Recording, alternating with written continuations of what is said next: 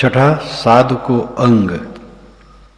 कबीर दर्शन साधु के करतन कीजे कानी, ज्यों उद्यम से लक्ष्मी आलस मन से हानि।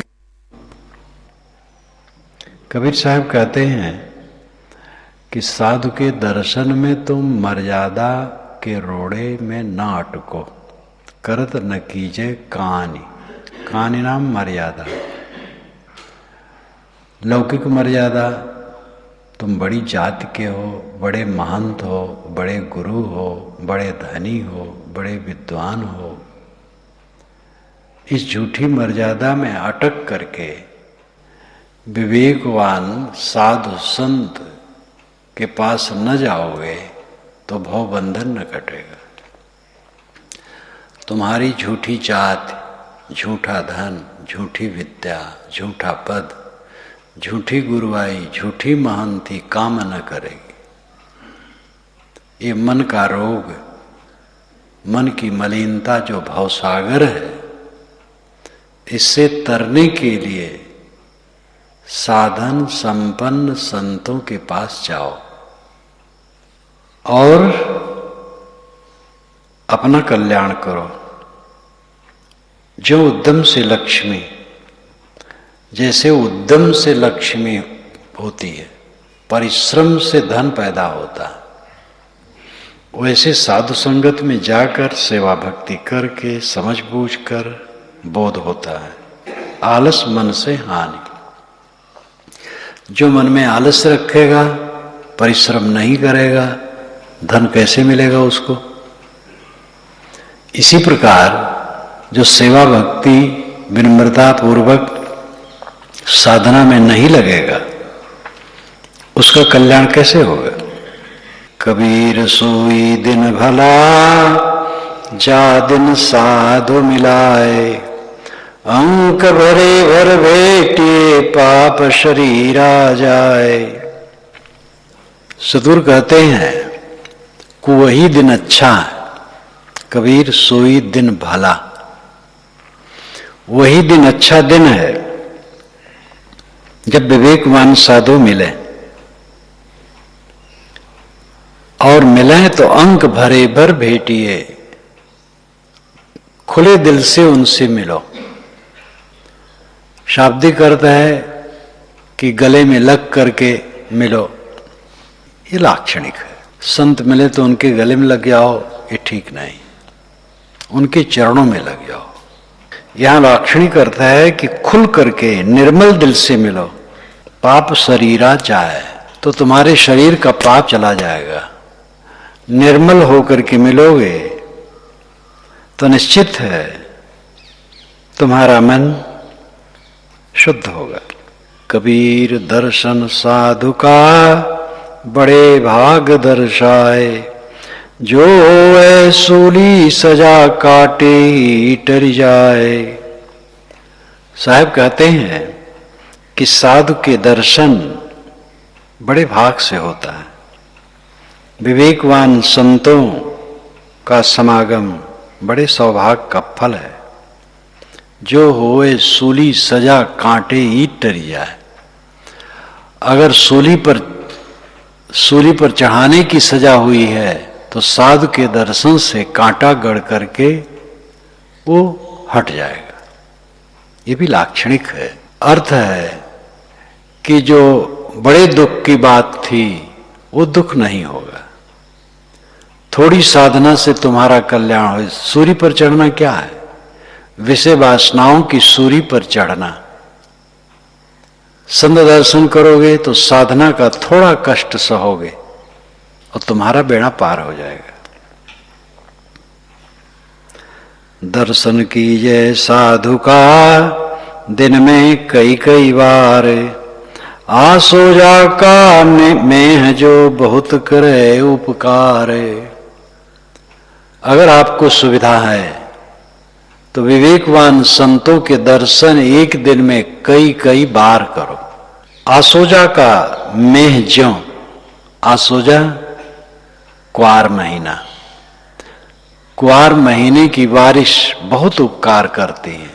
कुआर महीने में एक बार ठीक से बारिश हो जाती है जब, तो धान की फसल का बेड़ा पार हो जाता है और जमीन में नमी आने पर रबी के बोने में सुविधा रहती है। इसलिए कहते हैं बड़ी भाग जहां बरसे कुआरा। कुआर में जहां पानी बरसे बड़ा सौभाग्य है। कुआर में पानी बरसता है तो लोग कहते हैं भैया अन्न बरस रहा है, अन्न। और सब बारिश हुई वर्षा भर और कुआर में नहीं हुई तो धान फर्राए गया, दाना न पड़ा, दूध न आया, और रबी फसल कैसे बोएंगे? जमीन ठनक गई। जैसे कुआर का पानी, वर्षा बहुत उपकारी है, इसी प्रकार साधु के दर्शन अत्यंत उपकारी। कई बार ना कर सके दोए बखत कर ले, कबीर साधु दरसते काल दगा नहीं दे। दोए बखत नहीं करी सके दिन में करू एक बार, कबीर साधु दरसते उतरे भव जल पारे। एक दिना नहीं कर सके दूजे दिन करने ले है, कबीर साधु दरसते पावे उत्तम देह। दूजे दिन नहीं कर सके तीजे दिन कर जाए, कबीर साधु दरसते मोक्ष मुक्ति फल पाए। तीजे चौथे नहीं करे बार बार कर जाए, या में विलम्ब न कीजिए कहें कबीर समझाए। बार बार नहीं कर सके पाख पाख कर ले, कहें कबीर सो भक्त जन जन्म सुफल कर ले। पाख पाख नहीं कर सके मास मास कर जाए, या में देर न लाइए कहें कबीर समझाए। मास मास नहीं कर सके छठे मास अलबत्त, या में ढील न कीजिए कहें कबीर अभिगत। छठे मास नहीं कर सके बरस दिना कर ले, कहें कबीर सो भक्त जन जमहि चुनौती दे। बरस बरस नहीं कर सके ताको लागे दोष, कहें कबीरवा जीव को कबहु न पावे मोह से। बड़ी विवरण से इन साखियों में बताया गया कि प्रतिदिन अनेक बार संतों के दर्शन करो। ऐसा ना हो सके तो एक बार कर लिया करो, ऐसा ना हो दूसरे दिन कर लिया करो, तीसरे दिन कर लिया करो, 4-5 दिन में कर लो, नहीं तो सप्ताह में कर लो। सप्ताह में न कर सको तो पाक पाक में कर लो, पाक पाक में न कर सको तो महीने में कर लो, न बने महीने में तो 6 माह में कर लो, नहीं तो साल भर में कर लो। और साल भर में भी न कर पाओ तब गलत है। साल भर के लिए साहब छूट देते हैं, साल भर भी न कर पाओ तो बहुत गलत हो जाएगा, फिर कल्याण का रास्ता छूट जाएगा। चाहे जिस तरफ आप चाहें, संसार की माया का प्रपंच है, स्थूल बुद्धि है लोगों की। सांसारिकता के तरफ उन्मुख करने वाले सभी लोग हैं, अंतर्मुखता की तरफ प्रेरणा देने वाले साधन संपन्न संत हैं। वेशधारी भी नहीं, बहुत वेश में जाओ और उलझ जाओ। ऐसे ऐसे साधु हैं कि जिनके पास बैठो तो जो साधना करते थे उसमें भी अविश्वास हो जाएगा। वेश तो पहने हैं, अंतर्मुख नहीं है, बहिर्मुख है, तो उनकी संगत से और खराब हो जाता है। इसलिए जो बोध और रहनी संपन्न है, ऐसे संत की जरूरत है, जिनका बोध सही है और रहनी भी सही है, आचरण सही है, अंतर्मुख है। ऐसे संतों के दर्शन से अंतर्मुख होने की प्रेरणा मिलेगी।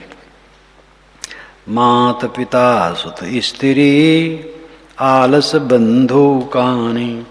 साधु दरस को जब चले अटकावे आनी। जब साधु दरस को लोग चलते हैं तब विघ्न क्या होता है?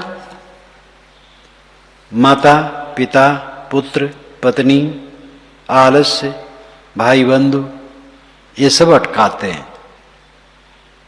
परिवार के लोग विघ्न करेंगे और शरीर का आलस्य,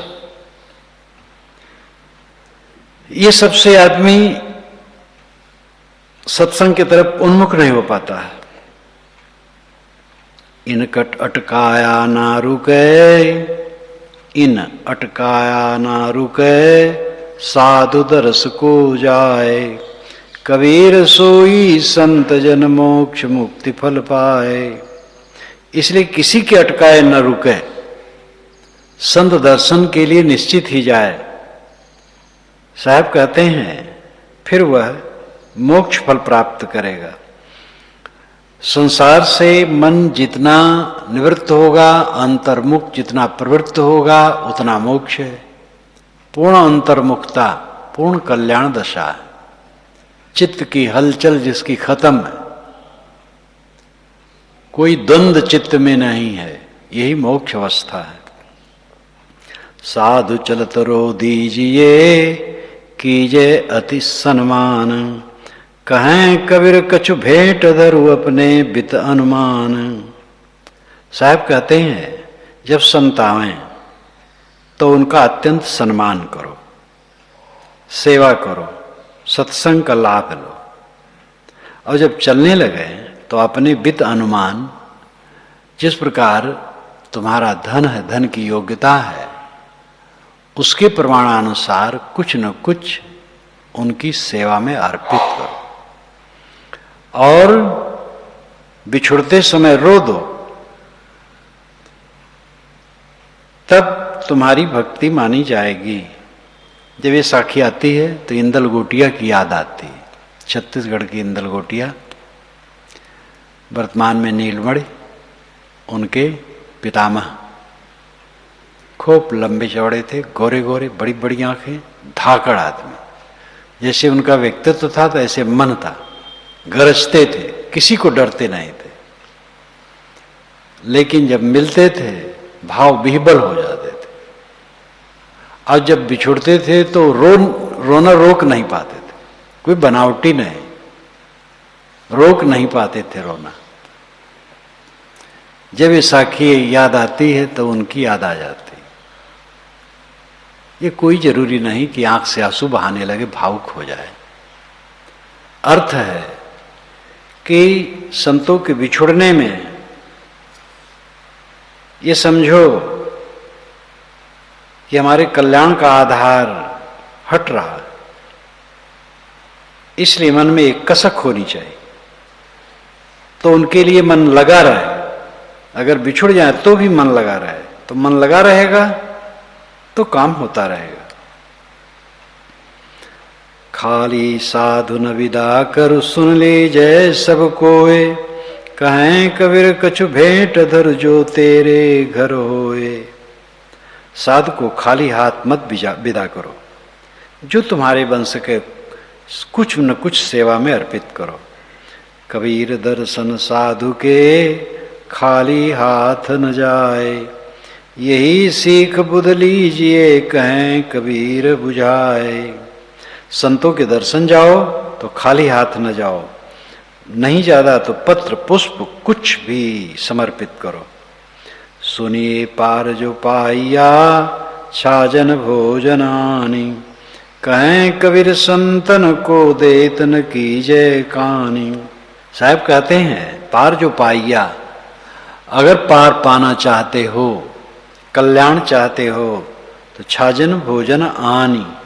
आनी लाकर संतों को अपने यहाँ लाकर छाजन भोजन दो।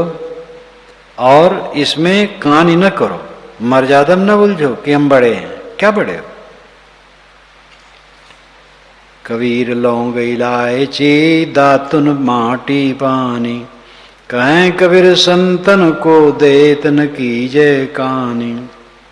लौंग, इलायची, दातुन, माटी, पानी, बहुत साधारण साधारण चीजें हैं, इससे सेवा करो।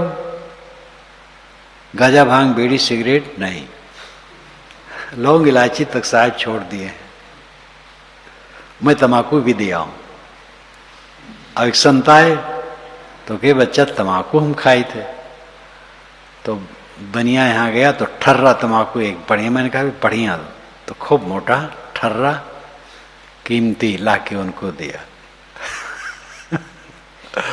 मैं तो जब पारखी संतों की संगत हुई, पहले पान खाने लगा था। एक मेरा मित्र था तो पान की दुकान करने लगा, तो फिर आवे, बाबू ये लो, बाबू ये लो, तो अब एक एक खाने लगा।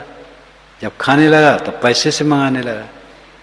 फिर मित्र लोग आवे तो ला भाई 10 बीड़ा पान लो, सबको खिलाएं, हम भी खाएं।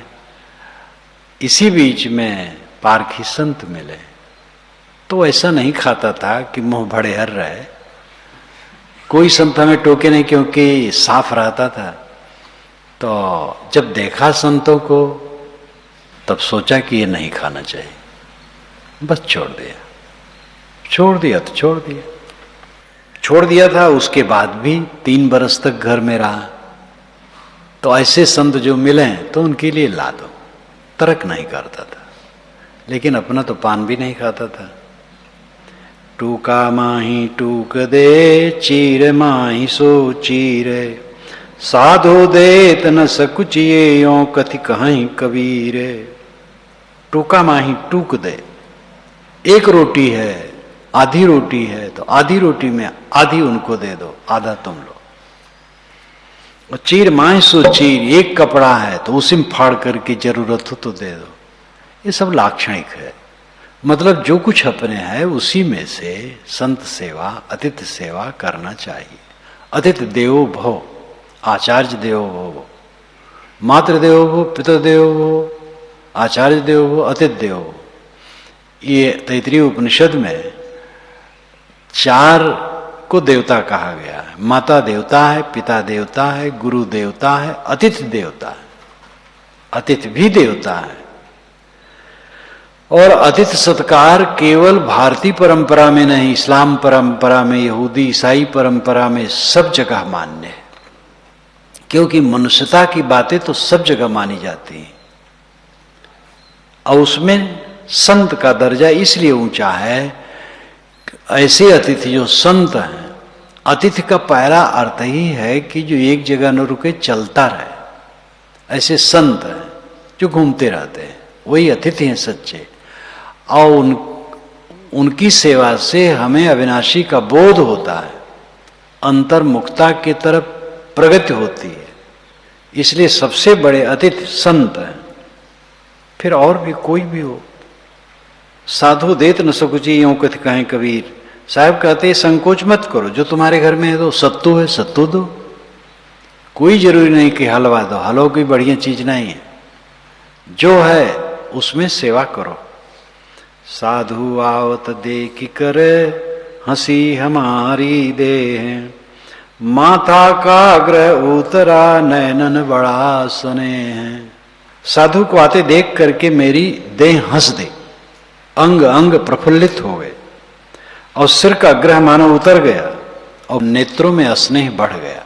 निराकार निज रूप है, प्रेम प्रीति सो सेवे, जो चाहे आकार को साधु परतछ देवे। निराकार अस्थूल आकार से रहित शुद्ध ज्ञान स्वरूप आत्मा निज रूप है। प्रेम पूर्वक उसका सेवन करो, वासना त्याग करके अपने स्वरूप में स्थित हो। जो चाहे आकार को, अगर आकार की सेवा करना चाहते हो, साकार सेवा करना चाहते हो, साधु प्रत्यक्ष देव, साधु प्रत्यक्ष देवता हैं, जिन्होंने अपने को साध लिया है, उनकी सेवा करो। तो मानो सद्गुरु की सेवा, साधु की सेवा, यही भगवान की सेवा है। निराकार की सेवा करना चाहो तो निस्वरूप है। निराकार स्थूलाकार नहीं, वो ज्ञानाकार मात्र शुद्ध चैतन्य है। तो निराकार तो निज रूप है, वासना त्याग करके अपने आप में स्थित हो, और साकार सेवा करना चाहो तो साधु की सेवा करो। इस प्रकार साकार निराकार की परिभाषा है। साधु आया पाहुना मांगे 4 रतन, धोनी पानी साथरा श्रद्धा सेती अन्न। साधु पहुना आए, वे 4 रत्न मांगते हैं। धूनी, साधु लोग पहले कपड़ा कम रखते थे, ठंडी वंडी है तो धूनी थोड़ा लग जाए तो ठंडी से निवारण होगा। पानी, साधु लोग पानी का ज़्यादा उपयोग किया करते हैं। साथरा, बिछाने का थोड़ा कपड़ा, और श्रद्धा सेती अन्न, श्रद्धा पूर्वक अन्न, बस इतना काफी है। साधु शब्द समुद्र है, जामे रत्न भराए, मंद भाग मुट्ठी भरे कंकर हाथ लगाए। साधु शब्द समुद्र है, साधु ज्ञान के शब्दों के सागर हैं। साधु संत में ज्ञान के शब्द भरे हैं और उसमें रत्न है, ज्ञान का रत्न है। मंद भाग मुट्ठी भरे कंकर हाथ लगाए, लेकिन मंदभागी लोग, जहां मोती है, मोती हाथ में उनके नहीं लगती, बल्कि कंकर लगता है। मोती हाथ में नहीं लगता, कंकर लगता है। मतलब है कि संतों के पास जाकर के भी वे दोष देखते रहते हैं, सद्गुण नहीं लेते हैं। इसलिए मोती लो, मोती अच्छा है, दुर्गुण अच्छा नहीं है। साधु मिले यह सब टले, काल जाल जम चोट, शीस नावत ढई परे, अग पापन को पोट। साधु मिले तो यह सब टल जाता है। काल जाल जम चोट, काल का जाल और यम की चोट। काल है कल्पना, यम है वासना। कल्पना और वासना से निवृत्त होती है।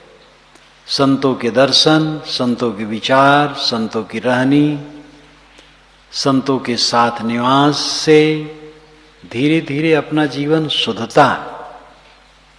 जब श्रद्धा से ऐसा करे तब, कपट कतरनी है, स्वार्थ की कामना है, तो उसके लिए तो कोई बात ही नहीं। शीश नवावत ढही परे, अग पापन को पोट। संतों के सामने सिर झुकाने से पाप की गठरी सिर से गिर जाती है। ये भी लाक्षणिक है। अर्थ हुआ, जब तुम विनयी होगे और आत्मद्रष्टा बनोगे, संतों की संगत पा करके सत्योपदेश पर चलने लगोगे, तो जीवन से पाप की गठरी उतर जाएगी। साधु वृक्ष सत ज्ञान फल, शीतल शब्द विचारे, जग में होते साधु नहीं जरी मरता संसारे। साधु वृक्ष, सत्य ज्ञान का उसमें फल लगा है, शब्दों का विचार उसमें शीतल छाया है। ऐसे संत जगत में न हो तो जगत के लोग जल मरे। जिसको बोध मिला, शांति मिली, कहाँ मिली? संतों की संगत में। संतों की संगत छोड़ करके इसका कोई आधार ही नहीं। साधु भूखा भाव का, धन का भूखा नाही, धन का भूखा जो फिरे सो तो साधु नाही। साधु भाव का भूखा है, ये चाहता है भाई शुद्ध प्रेम आपस में सब रहे, धन का भूखा नहीं है। और जो धन का भूखा है, साहब कहते वो साधु नहीं। भाव का भूखा का अर्थ ये ही, जैसे इतने लोग यहां हैं, आपस में प्रेम से रहें तो यही शोभा है। फिर ज्ञान विवेक सब बढ़ेगा। और प्रेम से न रहें, कलह करें, झगड़ा करें, एक दूसरे की निंदा करें, बुराई करें, उपेक्षा करें, तो अपने नरक भोगेंगे, समाज को क्या प्रकाश देंगे? मैं तो कहा करता हूं कि भाई कोई बड़े ऊंचे वचन की जरूरत नहीं है, बड़ी श्रद्धा भक्ति और ये सब कुछ मैं नहीं कहता। आपस में प्रेम से रहा जाए, मनुष्यता से रहा जाए, अगले आदमी के महत्व को समझा जाए। छोटा बड़ा कुछ नहीं है, छोटा बड़ा तो एक मर्यादा है, जीव बराबर है। मर्यादा की जगह पर मर्यादा ठीक है। छोटे और बड़े मर्यादा में जो हैं, सबके प्रति हमदर्दी, शील, समता, सद्भाव की जरूरत है। बड़े का आदर करना है, छोटे का भी आदर करना है। छोटे का मतलब पापी थोड़े होता है। कोई बच्चा है तो पापी है वो, कोई अभी सत्संग में आया है, प्रवेश किया है, तो क्या वो पापी है? तो कल्याणार्थी है। नहीं उतना पक्का है, कच्चा है, धीरे धीरे पक्का होगा। इसलिए छोटे बड़े उम्र और किसी भी क्षेत्र को लेकर के मर्यादा होती है, किंतु तथ्यतः सब समान है। सबको अब छोटे कहे तो भोजन न दिया जाए, या छोटा है तो उसको कम भोजन दिया जाए। जो आज साधु आया है उसको 1 रोटी दी जाए, तब 1-2 महीने के बाद 2 रोटी दी जाए, ऐसा कुछ नहीं। आवश्यकता की पूर्ति सबको बराबर होनी चाहिए। इसी प्रकार सद्भाव सबके लिए होना चाहिए। किसी को कटु वचन कभी मत कहो, किसी की आलोचना मत करो, किसी की बुराई मत करो। अगर करते हो तो इसका मतलब है आपके चित्त में गंदगी है, और ये गंदगी आपको खाएगी, तकलीफ देगी। जिसको कहोगे उसको कुछ तकलीफ नहीं देगी। अगर वो समझदार है, सुनेगा भी, तो अंदर से मुस्कुरा देगा। लेकिन आपको खाएगी, आपका विनाश करेगी। तो सद्भाव से रहना आपस में बहुत जरूरी है। साधु बड़े परमार्थी, घन ज्यों बरस आए, तपन बुझावें और की अपनों पारस लाए। साधु बहुत परमार्थी होते हैं। परमार्थी परम अर्थ साधने वाले, परम प्रयोजन साधने वाले। परम प्रयोजन क्या है? दुखों से छुटकारा। परमार्थी का दूसरा अर्थ होता है दूसरे की सेवा करने वाले, दूसरे का कल्याण करने वाले, कल्याण रूपी सेवा करने वाले। वे बहुत परमार्थ करते हैं, यानी दूसरे का हित करते हैं। और परमार्थ का शुद्ध अर्थ होता है परम अर्थ, यानी सबसे बड़ा प्रयोजन। वो क्या है? चित्त में दुख न होना।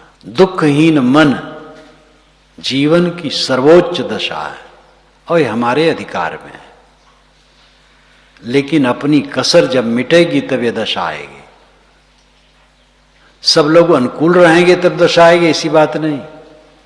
हम कच्चे हैं तो जितने लोग अनुकूल रहेंगे उसमें मोह बैर करके हम फंसेंगे। हमारा मन पक्का होगा विवेक वैराग भक्ति में, और जितनी कच्चाई है निकल जाए। कच्चाई क्या है? अहंकार, कामना। अहंकार नाम रूप को लेकर के जो अहंकार है और उसके लिए जो कामना है, यही हमारी कच्चाई है। ये कच्चाई जितनी निकलती चली जाएगी, कल्याण होता चला जाएगा। और हम अपना कल्याण कर लिए तब कोई हमें कहे क्या फर्क पड़ता है, कहता रहे। साधु बड़े परमार्थी, घन ज्यों बरस आए। घन नाम बादल, बादल जैसे आकर के बरसते हैं, वैसे संत कृपा करके हमें सद्मार्ग बताते हैं। तपन बुझावें और की अपनों पारस लाए। अपना पारस स्पर्श सहयोग करके वे हमारी तपन को बुझाते हैं। साधु बड़े परमार्थी, शीतल जिनके अंग, तपन बुझावें और की दे दे अपनों रंग। साधु बड़े परोपकारी हैं। यहां परमार्थी का अर्थ परोपकारी है। व्याकरण अलग धरा रहता है। और जनता का अर्थ एक ऐसा निकल चलता है कि उसको समझे बिना व्याकरण फेल हो जाता है। परमार्थ, परम प्रयोजन, ये व्याकरण के अनुसार जो अर्थ है वो ठीक है, लेकिन यहाँ परमार्थी मतलब बड़े परोपकारी। यहाँ परमार्थी का अर्थ है परोपकारी, दूसरे का हित करने वाले। साधु बहुत बड़े परोपकारी हैं। शीतल, जिनके अंग, उनके अंग शीतल होते हैं। अंग का लाक्षणिक अर्थ है जीवन की समस्त गतिविधियां। स्थूल तो अर्थ है जो हाथ पैर उनके छू तो बड़े ठंडे ठंडे होंगे, कान छू तो भी ठंडे होंगे, तो ये अर्थ बेकार हो जाएगा। शीतल, जिनके अंग, अंग का अर्थ है जीवन के व्यवहार के समस्त पहलू उनके शीतल होते हैं। खान पान, लेन देन, उठना बैठना, मिलना जुलना, सब में निष्काम निर्माण, ये उनकी शीतलता है। जो निष्काम और निर्माण रहता है वो स्वयं शीतभूतम, ठोस शीतल होता है। और सत्पात्र उससे शीतलता पाते हैं। जो सत्पात्र नहीं हैं उनके लिए कुछ कहना नहीं है। वो तो हिमालय में जाए तो वहां भी जलते रहेंगे। अच्छे से अच्छे संत मिलें, उनको ग्रहण करने की क्षमता ही नहीं है, मन में कुछ और है, तो क्या पाएंगे। लेकिन अगर हृदय निष्कपट है और सच्चे संत मिलें तो इससे अधिक सौभाग्य दुनिया में और कुछ नहीं। तपन बुझावे और की दे दे आपन रंग, वो अपना रंग दे करके, रंग का अर्थ है भाव। यहां ये भी लाक्षणिक है। कोई रंग नहीं कि लाल पीला लगा लगा करके, अपना रंग, अपना भाव, अपनी पवित्र भावना का प्रभाव डाल डाल कर जिज्ञासुओं के मन की तपन को बुझाते हैं। आवत साधु न हरसिया, जात न दिया रोए, कहें कबीर वादास की मुक्ति कहां से होए। साधु आए और हर्ष न हुआ, और जब गए तो रो न दिया। तो साहब कहते ऐसे दास की मुक्ति कैसे होगी। संतों के मिलने में प्रसन्नता, आह्लाद होनी चाहिए। बिछड़े तो अभाव का ख्याल होना चाहिए, जिससे कि उनमें मन लगा रहा है, उनके बोध विचार में मन लगा रहा है। छाजन भोजन प्रीति सो, दीजे साधु बुलाए, जीवत जस है जगत में अंत परम पद पाए। संतों को बुला करके भोजन वस्त्र दो, इससे जीते जीते तुम्हारा सुयश बढ़ेगा, अवंत में तुम परम पद पाओगे। उनकी संगत से बोध होगा, कल्याण होगा। सरवर तरवर संत जन, चौथा बरसे में है, परमार्थ के कारणे चारों धारी दे हैं। सरवर तरवर संत जन, सरोवर तालाब अथवा नदी, तरवर तरुवर वृक्ष, और संतजन, और चौथा बरसे में, जो में की बारिश होती, पानी की बारिश होती है। परमार्थ के कारण चारों धारी दे, ये चारों ने मानो परमार्थ के कारण, परोपकार के कारण चारों ने देह धरी है। नदियां, जलाशय, पेड़, बादल, संत, ये परोपकार के लिए मानो है। बिरछा कबहु न फल भके, नदी न चवे नीर, परमार्थ के कारणे साधु धरा शरीर। वृक्ष कभी अपने फल नहीं खाते हैं, परोपकार के लिए वे फलते हैं। नदी स्वयं पानी नहीं पीती है, लोगों के लिए वो प्रवाहित है। संत जन जो इस शरीर, साधु शरीर धारण किए हैं, वो मानो परहित के लिए धारण किए हैं। ऐसा समझ करके हम उनसे कल्याण का आदर्श लें, उनसे प्रेरणा लें। संत जो विवेकवान है साधन करके मौन हो जाए अपने आप में तो उनका कल्याण है। इतना इतना परिश्रम क्यों करते हैं? लोगों के हित के लिए। संत जन न किए होते तो हम लोगों की आंखें कहां खुली होती। इसलिए हमें हमारा भी कर्तव्य, हम सेवा करें। सुख देवे दुख को हरे, दूर करे अपराध, कहें कबीर वह कब मिले परम स्नेही साध। जो दुख को दूर करते हैं और सुख देते हैं और अपराध को हर लेते हैं, ऐसे परम प्रेमास्पद संत कब मिलेंगे?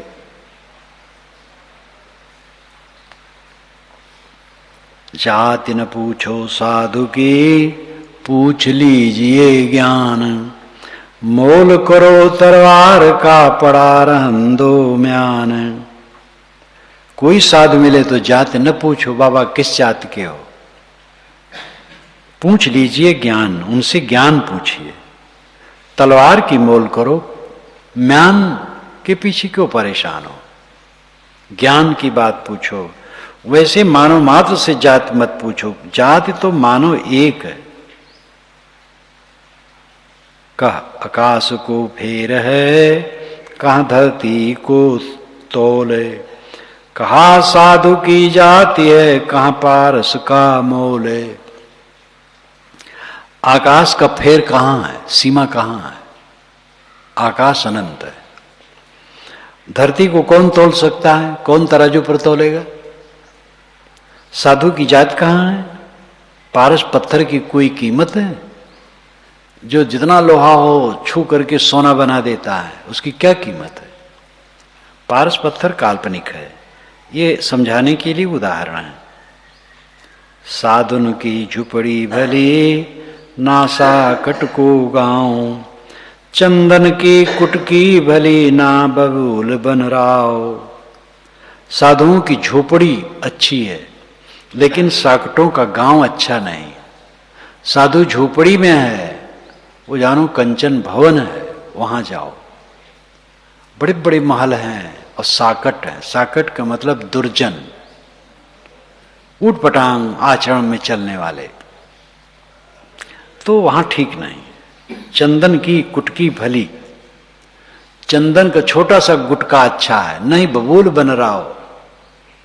और बबूल का बहुत भारी जंगल है, कांटा कांटा, किस काम का? वैसे बबूल का अपना महत्व है, लेकिन यहां अर्थ है कि संतों की संगत से तुम्हें लाभ होगा। हैबर गैबर सघन घन, छत्रपति की नारी, तासु पट तरा ना तुले, हरिजन की पनिहारी। हैबर है नाम घोड़ा, गए नाम हाथी, वर दोनों में विशेषण है। तो अच्छे अच्छे घोड़े, अच्छे अच्छे हाथी। गए का अर्थ घर और महल भी होता है। तो अच्छे अच्छे घोड़े, हाथी और महलों से सघन घन, यानी बहुत ज्यादा, बहुत बहुत घोड़े अच्छे अच्छे, बहुत बहुत हाथी अच्छे अच्छे, बड़े बड़े महल, और छत्रपति की नारी।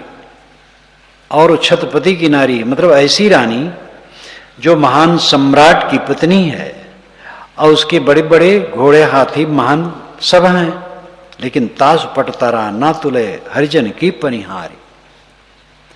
एक संत को पानी देने वाली एक साधारण स्त्री, अनाड़ी स्त्री, जो संत को रोज पानी दे देती है, उसकी तुलना में वो छत्रपति की रानी नहीं है। क्यों नहीं है? उसको साहब आगे बताते हैं। क्यों? नृपनारी निंदिए पनिहारी को मान, वह माग संवारे पीवहित नित वह सुमिरे राम। नृप नारी निंदनी क्यों? सम्राट की नारी क्यों निंदनी? और पनिहारिन को सम्मान क्यों? क्योंकि रानी तो श्रृंगार करती है राजा को खुश करने के लिए, विषय वासना में उलझने के लिए। और जो पनिहारिन है संत की, वह रोज राम को भजती है, राम में लीन है। इसलिए जो राम में लीन है वो बड़ा है। तीर्थ नहाए एक फल, साधु मिले फल चार, सतगुरु मिले अनेक फल, कहें कबीर विचारे। तीर्थ नहाए एक फल, तीर्थ नहाए तो एक फल हुआ, गए देखे सुने चारों तरफ, नहाए शरीर साफ हुआ। आजकल तो गंगा नदी का पानी इतना खराब कर दिए हैं लोग कि नहाओ तो और खराब हो जाए, तो ये तो आदमिक दोष है। लेकिन तीर्थ में जाओगे तो एक फल मिलेगा, दर्श स्पर्श इधर उधर सबका हो जाएगा, नहा लोगे। संत मिलेंगे तो चार फल मिलेगा, अर्थ धर्म काम मोक्ष। अर्थ में संतोष होना ही अर्थ की प्राप्ति है। साधु संगत से संतोष हो गया तो मानो सब अर्थ मिल गया, सब धन मिल गया, और धर्म तो मिलेगा ही। धर्म सदाचार,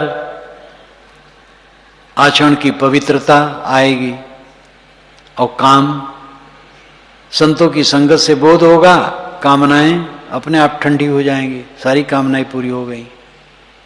अर्थ धर्म काम मोक्ष, वासना की निवृत्ति होगी।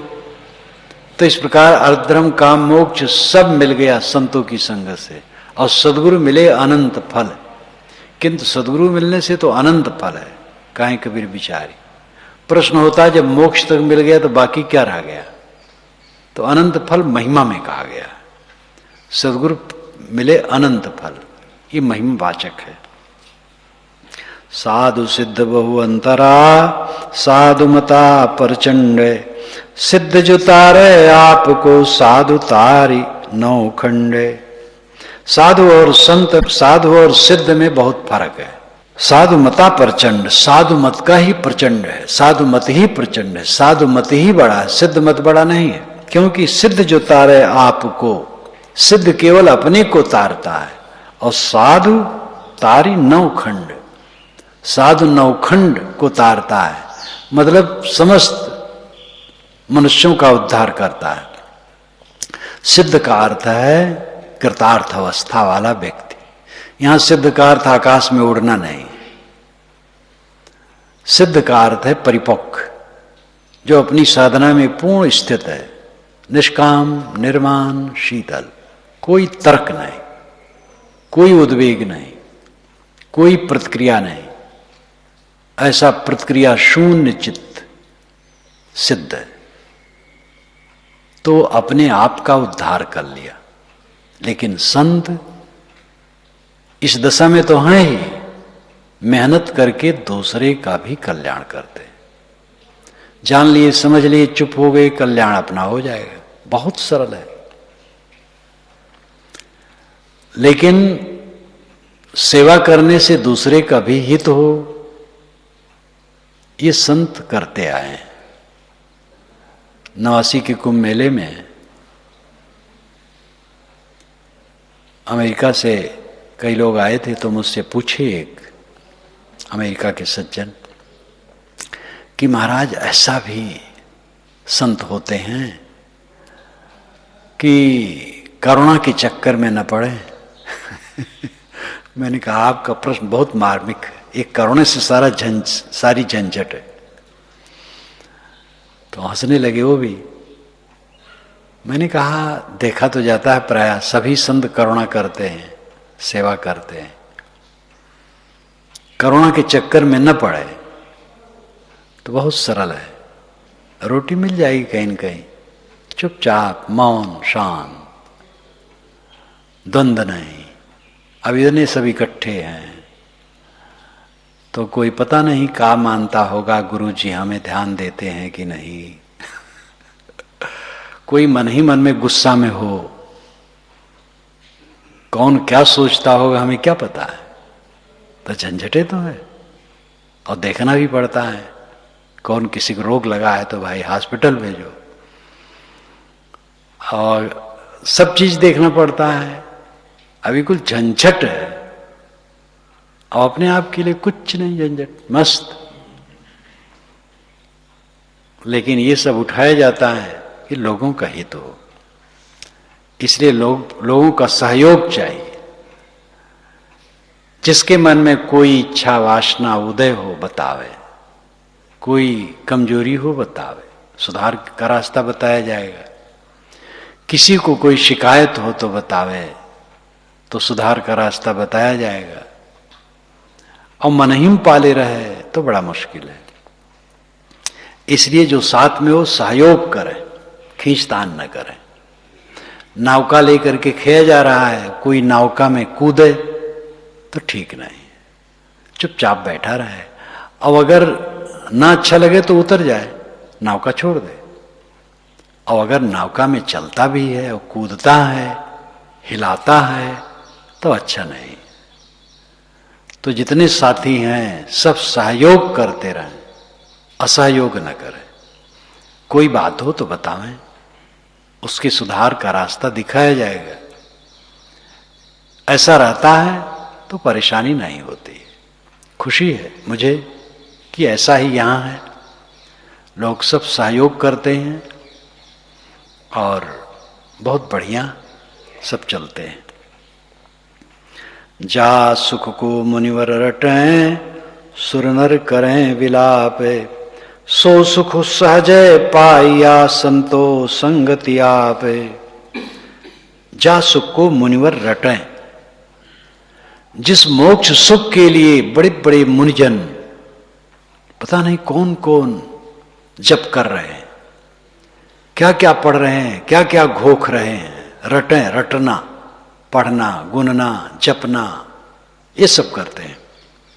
सुर नर करें विलाप, सुर देवता नर मनुष्य सब विलाप करते हैं, रोते हैं। भगवान कब मिलेगा, मोक्ष कब होगा, दुख कब दूर होगा, व्याकुल है। ऐसे ऐसे सतपात्र है। सो सुख सहजे पाई या संतो संगति आप। कबीर साहब कहते संतों की संगत में वह सुख सहज ही मिल जाता है। साहब ने इतना बढ़िया कहा है, इतना व्यवहारिक उनका ज्ञान रहा है।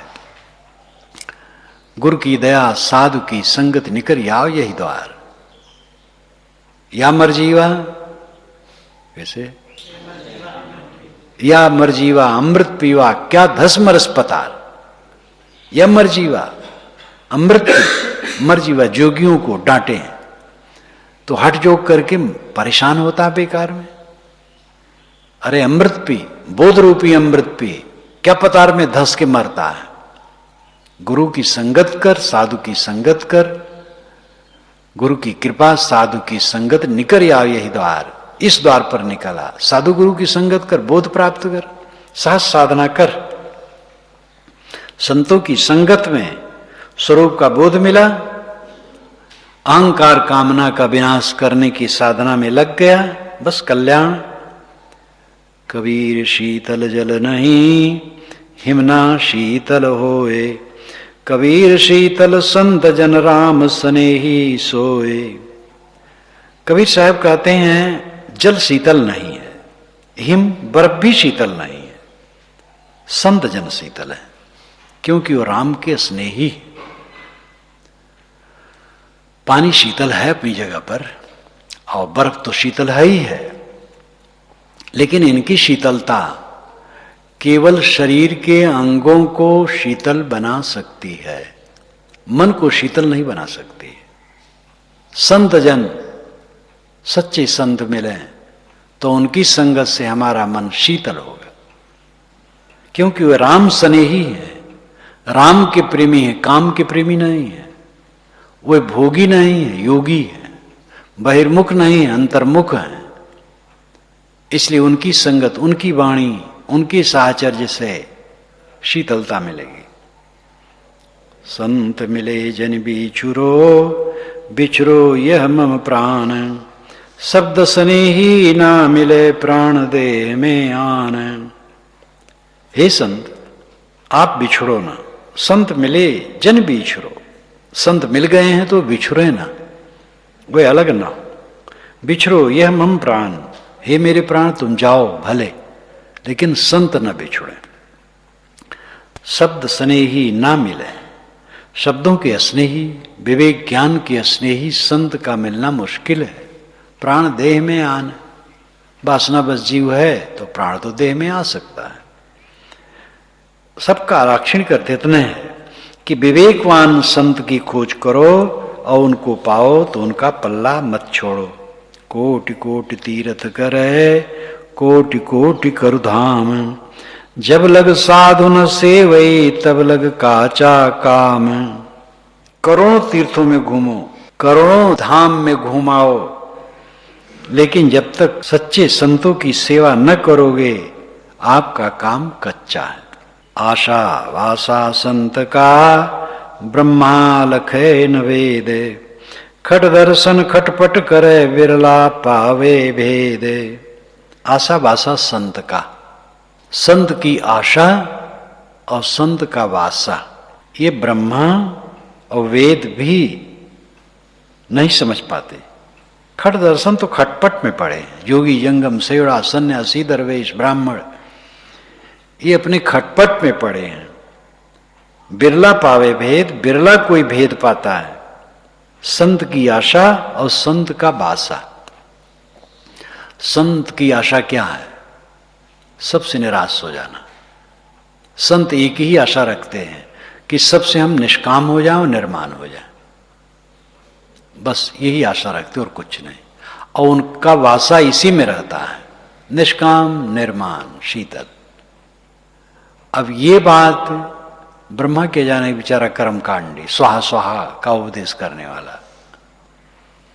ब्रह्मा शब्द यज्ञ के 4 पुरोहितों में प्रधान पुरोहित का नाम पहले है, वैसे ब्रह्म शब्द बृह धातु से बना है, व्री धातु से।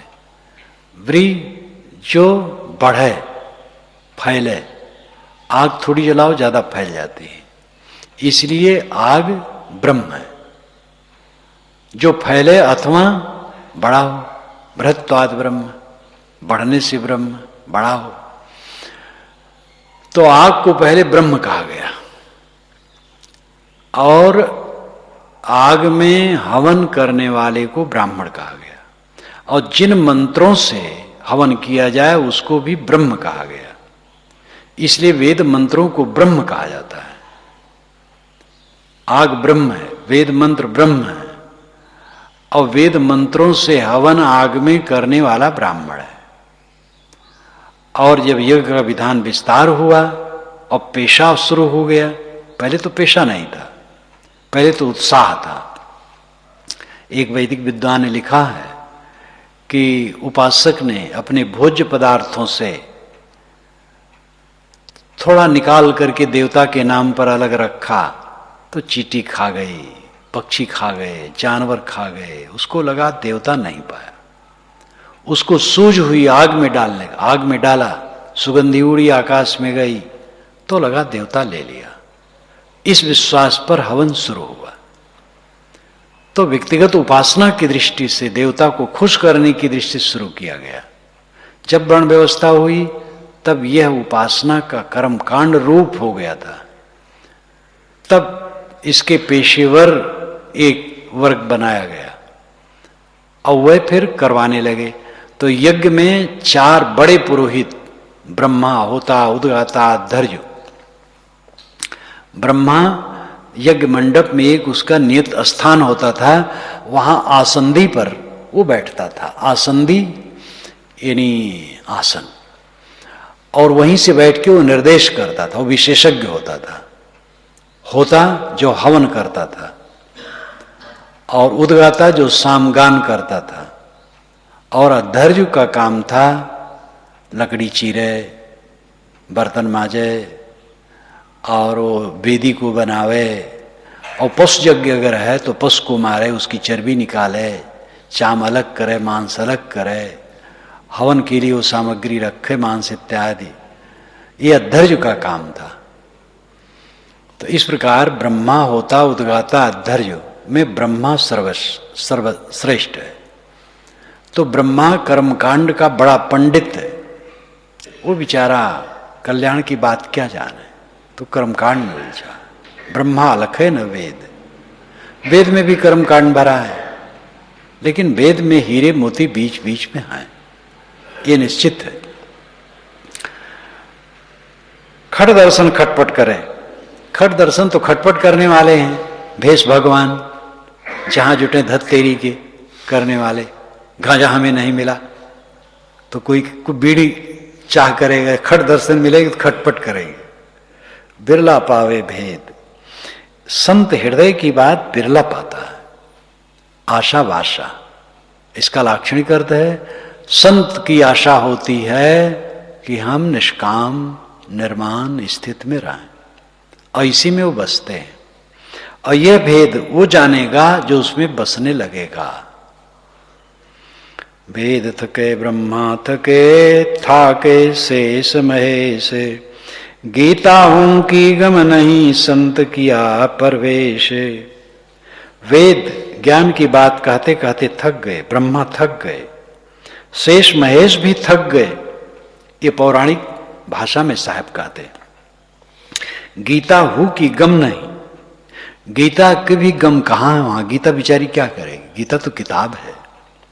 संत किया प्रवेश, संत जिसमें प्रवेश किए, जड़ पदार्थ क्या जानेंगे, कर्म कांडी क्या जानेंगे, वैसे गीता में इसके लिए निर्देश है। वेद में भी जगह जगह निर्देश है। हिरणमयन पात्रेण सत्य शापितम मुखम, तत्तम पूषन्न पाविरण सत्य धर्माय दृष्टे, ये शुक्ल यजुर्वेद में आया। सत्य का मुख सोने के बर्तन से ढका है। तुम सत्य और धर्म के दर्शन के लिए इसको हटा दो। इसका अर्थ है चमक दमक में तुम्हारा सत्य ढका है, चमक दमक को चित्त से हटा दो। सारी चमक दमक धोखेधड़ी की बात है। 4 दिन की चांदनी फिर अंधेरी रात, कुछ रहने वाला नहीं है। इसलिए 4 दिन की चटक मटक में मत भूलो। माया देख कस रहे हो भूल, जैसे वनस्पति रही है फूल। संत किया प्रवेश, संत जिसमें प्रवेश किए हैं वो शास्त्र और कर्मकांड और ये सब से नहीं मिल सकता है। साधु ऐसा चाहिए दुखे दुखावे नाही, पान फूल छेड़े नहीं, बसे बगीचा माही। बहुत बढ़िया, साधु ऐसा चाहिए दुखे दुखावे ना है, न दुखे न दुखावे। दुखी हो गया तो साधु नहीं, और दुखाता है तो साधु कहाँ है। पान फूल छेड़े नहीं, रहे बगीचा में है। बगीचा में रहे लेकिन कोई फूल न तोड़े, कोई पत्ता न तोड़े, ये लाक्षणिक है। इस संसार में रहे लेकिन किसी को क्षति न पहुंचावे, किसी की निंदा न करे, किसी की बुराई न करे। किसी में बुराई हो जान ले, साथियों को सावधान कर दे, लेकिन रस लेकर के उसकी बुराई न करे। जिसकी बुराई है उसको खाएगी। हम अगर बुराई करते हैं तो हमारा विनाश होगा। संत का लक्षण है अपने में सिमट आना, अपने ही को धुन न बनाना, अपने ही को गढ़ना। एक ही काम में हम सुबस हैं, अपने को ठीक करने में। दूसरे को ठीक हम नहीं कर सकते हैं। इसलिए सारा अमरस छोड़कर, सारी शिकायत छोड़कर साधक को चाहिए निरंतर अपने को धुने, अपने मन को धुने। अमरस हमारे मन में आता है, ये हमारी दुर्बलता है। किसी के लिए अमरस, उन्होंने हमें ऐसा कह दिया, वह हमारे शिष्य हैं वैसा कह दिए, गुरु जी ने हमें ऐसा कह दिया, हमारे छोटे गुरु भाई हैं और ऐसा कह दिया, हमारे बड़े हैं ऐसा कह दिया, पिता हैं पुत्र हैं ऐसा कह दिया। ये अमरस कच्चापन है। जैसी समझ वैसे कह दिया। हमें अपनी सही दशा में रहना चाहिए, और अपने को सही दशा में रखने के लिए हम पूर्ण समर्थ हैं। एक ही काम में समर्थ है, इसी में नहीं। सुबस्ता भोग में अफल फले फल नाश, ताते ते पुरुषार्थ तज सुबस काज प्रकाश। भोग में सफलता नहीं है। चीज मिलना, सम्मान मिलना, सत्कार मिलना, ये भोग है, इसमें सुबस्ता नहीं। अफल फले फल नाश, जो न चाहो सामने आ जाता, जो चाहो नहीं मिलता है। ताते ते पुरुषार्थ तज, इसलिए इसका परिश्रम छोड़ दो। अब यहां भी पुरुषार्थ, पुरुष का प्रयोजन, लेकिन यहां है परिश्रम। इसलिए दूसरे को सुबस करने का परिश्रम छोड़ दो। सुबस काज पर काज, सुबस काज को बढ़ाओ। सुबस काज क्या है? अपने को ठीक करना। सर्वम परवशम दुखम सर्वम आत्मवशम सुखम, ये मनुस्मृत का आधा श्लोक है। सब प्रकार का दुख है परवश रहना, मन के वासनाओं के अधीन रहना, और सब प्रकार का सुख है सुबस रहना, मन वासनाओं के अधीन न रहना। ये संत संग का फल है। इसलिए सदगुरु का ये वचन, साधु ऐसा चाहिए दुखे दुखावे ना है। साधु का लक्षण ये होना चाहिए न दुखे न दुखावे, पान फूल छेड़े नहीं रहे बगीचा माए। विवेकानंद मार्ग के एक बड़े संत ने ये साखी पढ़ करके कहा। साहब ने बहुत बढ़िया बात कही है। साहब ने नहीं कहा कि छोड़ करके जंगल चले जाओ, रहे बगीचा माए का। विद्वान थे, समझते थे बगीचे का अर्थ क्या है, संसार है, समाज है। साहब ने नहीं कहा समाज छोड़ के भाग जाओ कहीं बाग में, जंगल में। बगीचा में रहो, समाज में रहो, लोगों में रहो, लेकिन दुखो दुखाओ ना। दुखी ना हो और किसी को दुखाओ ना। दुखाओगे तो मतलब दुखी हो, और जो दुखी ही नहीं तो दुखाएगा क्यों? पान फूल छेड़े नहीं रहे बगीचा में, संसार में रहे, किसी को कष्ट न दे, किसी की क्षति न करे, अपने ऊपर आए हुए दुख को अपने कर्मों का फलभोग समझे।